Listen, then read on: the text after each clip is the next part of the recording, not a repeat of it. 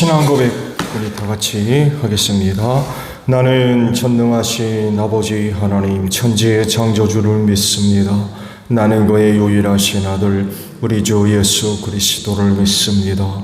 그는 성령으로 잉태되어 동정녀 마리아에게서 나시고 본디오 빌라도에게 고난을 받아 십자가에 못 박혀 죽으시고 장사된 지 사흘 만에 죽은 자 가운데서 다시 살아나셨으며 하늘에 오르시어 전능하신 아버지 하나님 우편에 앉아 계시다가 거기로부터 살아있는 자와 죽은 자를 심판하러 오십니다.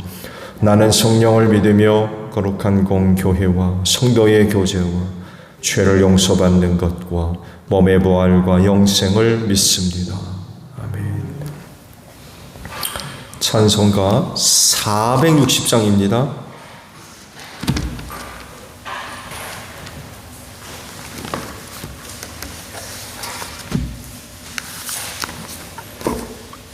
(460장)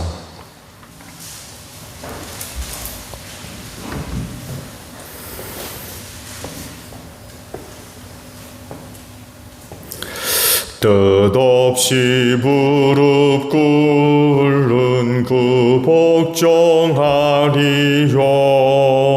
은병에 맡겨 사는 그 생활 아니라 우리의 믿음 치솟아 덕슬이 날듯이 주 뜻이 이루어지다 외치며 살아니 약한 자 힘주시고 강한 자 바르게 추한 자 정케함이 주님의 뜻이라. 해 아래 압박 있는 곳 주 거기 계셔서 그 팔로 막아주시어 정의가 살아니. 아멘. 말씀을 봅니다. 출애굽기 33장입니다. 출애굽기 33장 1절에서 11절에요. 주님께서 모세에게 말씀하셨다. 너는 가서 내 이집트 땅에서 데리고 올라온 이 백성을 이끌고 여기를 떠나서 내가 아브라함과 이삭과 야곱에게 맹세하고 그들의 자손에게 주겠다고 약속한 그 땅으로 올라가거라. 내가 한 천사를 보낼 터이니 그가 너를 인도할 것이다. 나는 가나안 사람과 모리 사람과 헷 사람과 브리스 사람과 히위 사람과 여부스 사람을 쫓아내겠다. 너희는 이제 곧 젖과 꿀이 흐르는 땅으로 들어간다. 그러나 나는 너희와 함께 올라가지 않겠다. 너희는 고집이 센 백성이므로 내가 너희와 함께 가다가는 너희를 없애버릴지도 모르기 때문이다. 백성은 이렇듯 참담한 말씀을 전해 듣고 통곡하였다.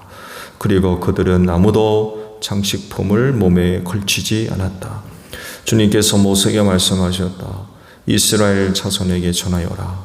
너희는 고집이 센 백성이다. 내가 한순간이라도 너희와 함께 올라가다가는 내가 너희를 아주 없애버릴지도 모른다.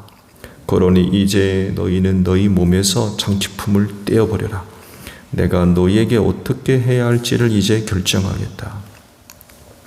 이스라엘 자손은 호렙산을 떠난 뒤로는 장식품을 달지 않았다.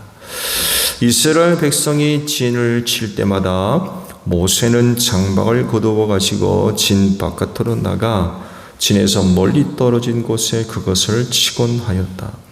모세는 그 장막을 주님과 만나는 곳이라고 하여 회막이라고 하였다. 주님을 찾는 일이 생기면 누구든지 진 밖에 있는 이 회막으로 갔다. 모세가 그리로 나아갈 때면 백성은 모두 일어나서 저마다 자기 장막 어귀에 서서 모세가 장막으로 들어갈 때까지 그 뒤를 지켜보았다. 모세가 장막에 들어서면 구름 기둥이 내려와서 장막 어귀에 서고 주님께서 모세와 말씀하신다. 백성은 장막 어귀에 서 있는 구름 기둥을 보면 모두 일어섰다. 그리고는 저마다 자기 장막 어귀에서 엎드려 주님을 경배하였다. 주님께서는 마치 사람이 자기 친구에게 말하듯이 모세와 얼굴을 마주하고 말씀하셨다. 모세가 진도로 돌아가도 눈의 아들이며 모세의 젊은 부관인 여호수아는 장막을 떠나지 않았다. 아멘. 자, 오늘 아침에는요, 방금 보신 11절 하반절에 있는 말씀을 함께 나누려고 합니다. 말씀을 보면 모세가 진도로 돌아가도 눈의 아들이며 모세의 젊은 부관인 여호수아는 장막을 떠나지 않았다라는 말씀입니다. 광야 1세대 이스라엘 백성들 가나안에 들어간 사람은 단 둘밖에 없죠. 방금 이제 본 여호수아, 그리고 또 다른 하나가 이제 칼렙입니다.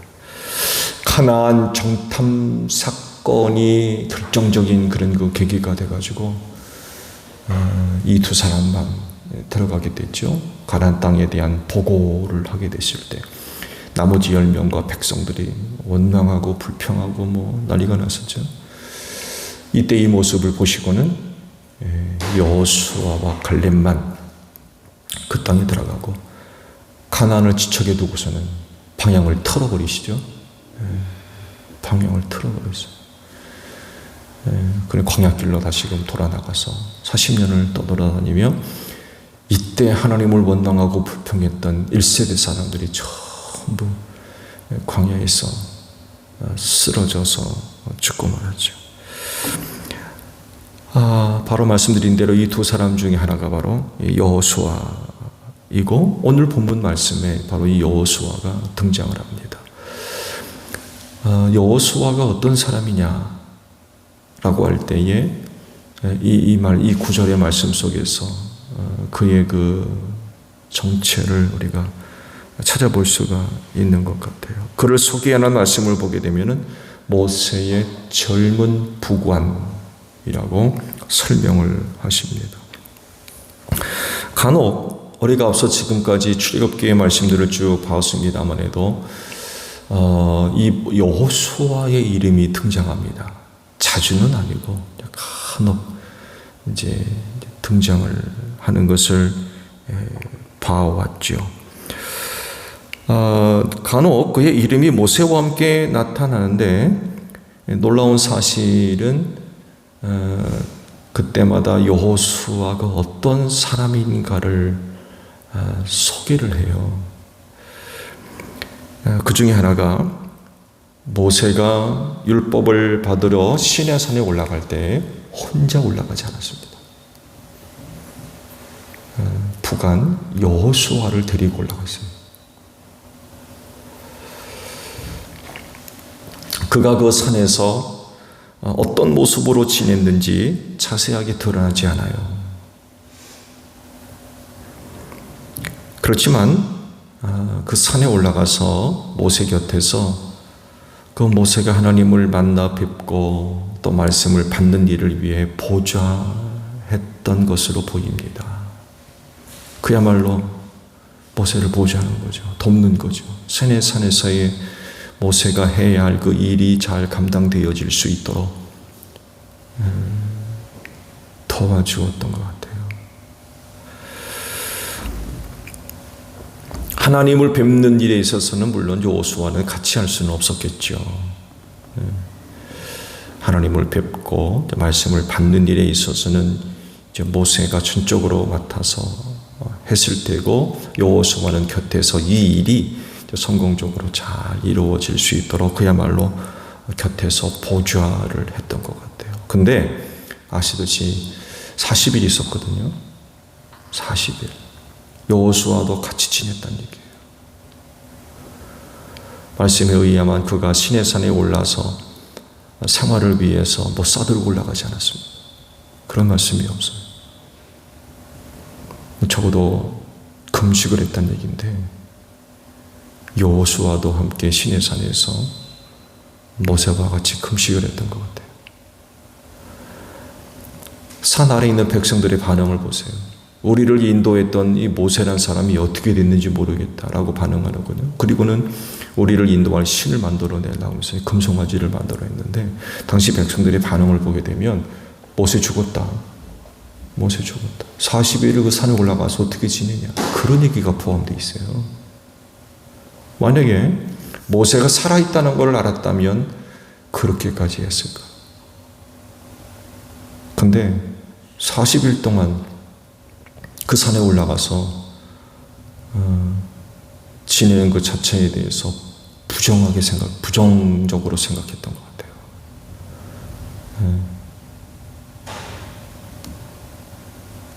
이런 것들을 볼 때 당시 시내산에 올랐을 때의 그 생활이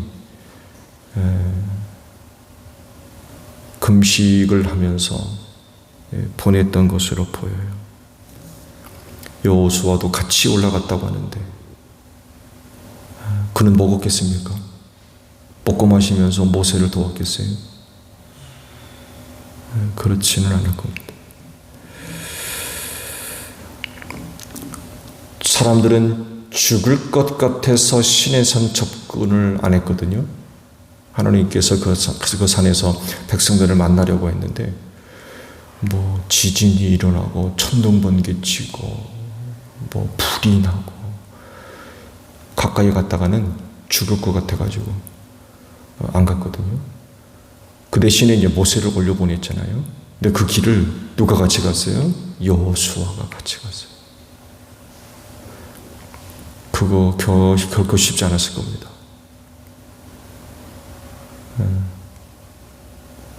지진이 났다고 하는데 그 산에 오르면서 몇 번이나 넘어졌겠습니까? 땅만 흔들렸었겠어요? 아니었을 겁니다.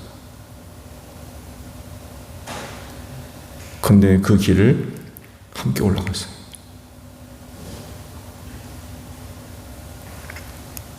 다른 하나는 오늘 주신 말씀에서 그의 모습을 우리가 찾아볼 수 있는데 그는 늘 모세 곁에 있었던 게 아니었어요. 부관이라 그러면 모세가 어딜 가든지 같이 가서 곁에 머물러 그를 보자 하는 게 부관일 텐데 그렇다고 해서 여호수아가 항상 모세와 같이 지냈던 건 아니었다는 거죠. 모세가 회막에서 하나님을 뵙고 진으로 돌아갈 때 따라가지 않았습니다. 오늘 말씀 보게 되면 그냥 그는 그 장막에 머물렀었다라고 말씀을 하고 있어요. 이런 모습에서 여호수아가 보여주는 게 뭘까? 부관으로서 여호수아가 이런 그 행동, 이런 모습을 통하여서 뭘 이야기를 해주고 있나? 분명한 사실 하나는요, 모세는 정말 훌륭한 부관 하나를 데리고 있었어요. 그게 바로 여호수아였습니다. 모세가 지도자로서 수많은 사람들을 이끌고 광야 생활을 성공적으로 감당할 수 있었던 또 하나의 중요한 그런 그 이유를 이야기한다면 바로 부관 여호수아의 존재입니다.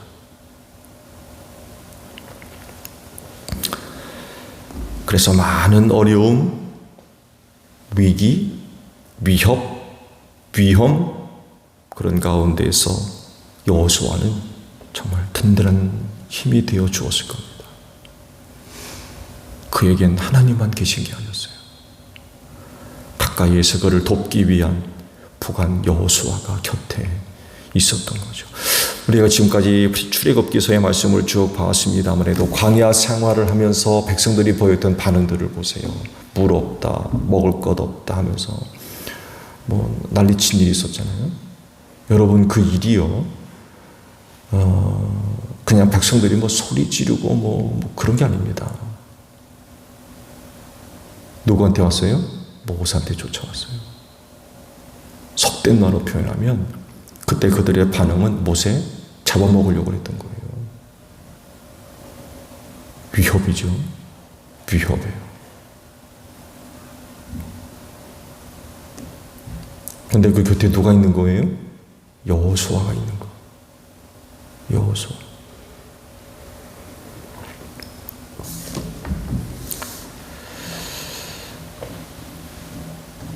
이런 생각이 가능한 이유는요, 훗날 가나안 정복 전쟁을 여호수아를 중심으로 해서 이루어지거든요. 백성들을 이끌고 들어가서 정복 전쟁을 성공적으로 잘 완수를 했죠.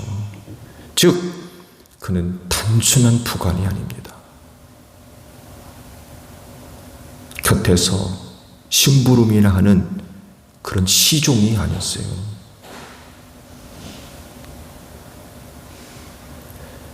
이런 사람이 모세 곁에 부관으로 함께 있음으로 말미암아 많은 도움을 받을 수 있었고 광야에서의 사역이 성공적으로 잘 감당될 수가 있었던 거죠. 근데 궁금한 것은 당시 여호수아가 보여준 모습이에요.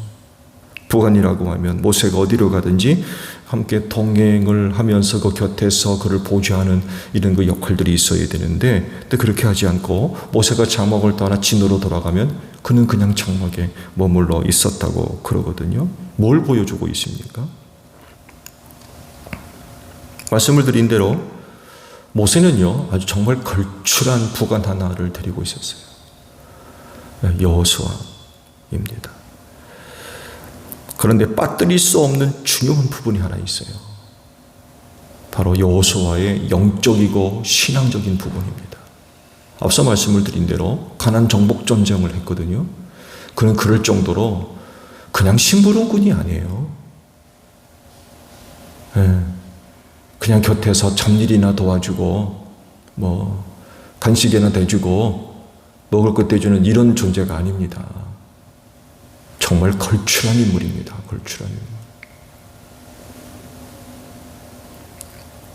그랬을 때 여호수아의 어떤 그 모습을 그려볼 수 있죠. 근데요, 그는 그런 모습만 갖고 있는 사람이 아니었어요. 그의 신앙적이고 영적인 부분들을 빠뜨릴 수 없다는 거죠. 장막을 떠나지 않고 그곳에 그대로 머물러 있는 모습이 말하는 게 뭐냐라고 할 때에 그는 누구보다도 하나님을 잘 섬기는 신앙의 사람이었습니다. 그가 모세의 부관으로서 그의 곁에서 잘 보좌할 수 있는 사람이 될 수 있었던 이유가 바로 여기에 있어요. 그가 누구보다 힘이 세고 뭔가 좀 가지고 있고 힘 좀 꽤나 쓰고 그렇기 때문이 아니라 그가 모세 곁에서 부관으로서 훌륭한 역할을 감당할 수 있었던 가장 기본적인 이유, 하나님의 사람이었다는 거예요.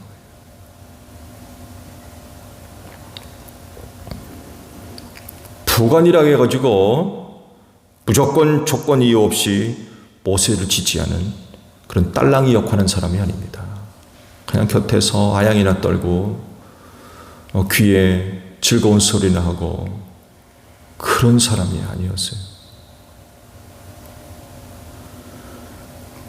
부관으로서의 역할은 무엇보다도 먼저 하나님을 섬기는 그 신앙 안에서 이루어진 일이었어요.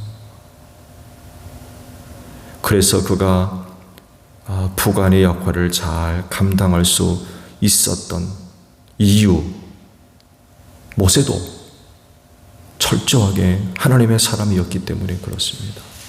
하나님의 그 길을 떠나지 않는 지도자,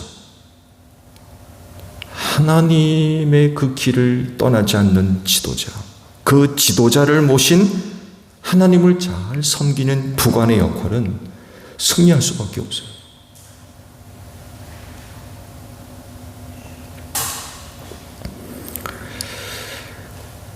모세 입장에서 딱 탁월한 부관을 둘 수 있었던 가장 중요한 이유 중에 하나, 말씀을 드린 대로 하나님을 철저하게 섬기는 그런 신앙의 사람이었다는 거예요. 그런 사람이었기 때문에 자기 곁에서 하나님의 뜻을 살피고 하나님의 뜻이 이루어질 수 있도록 돕는 그 역할을 감당했다는 거죠. 그는 딸랑이가 아닙니다.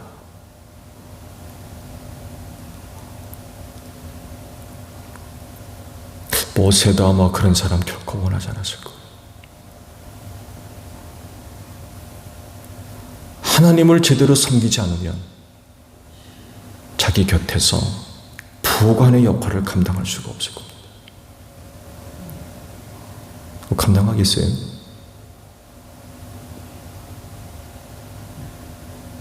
결국 훌륭한 부관은 그런 사람이었기 때문에 가능했던 거예요. 자기의 일을 정말 잘 감당했던 여호수아. 그 일이 가능했던 건 여호수아 자체가 하나님을 잘 섬기는 믿음의 사람이었다는 것입니다. 그래서 주님의 일꾼으로서 성공적인 그런 그 사역을 감당하려면 무엇보다도 하나님을 잘 섬기는 신앙의 사람이 되어야 되겠죠. 더 나아가서 주변에 그런 사람들이 있어야 되고요. 그런 사람들과 함께 해야 되며 그런 사람들을 곁에 둘 줄 알아야 돼요. 그 사람이 갖고 있는 어떤 능력, 재주, 많은 경험, 물론 필요하죠. 물론 필요합니다. 없는 것보다는 낫죠. 그렇지만 이것보다도 더 중요한 건 하나님의 사람이어야 된다는 거예요. 왜? 그리스도인은 사람의 일을 하는 사람이 아니라 하나님의 일을 하는 사람들이에요. 하나님의 뜻을 이루어 나가는 사람들, 하나님의 뜻을 이루기 위해 하나님께로부터 쓰임받는 사람들이에요. 누가 필요한 거예요? 뭐가 필요한 거예요? 자격증입니까? 재주입니까? 무엇보다도 하나님의 사람이 아니면 안 된다는 거예요.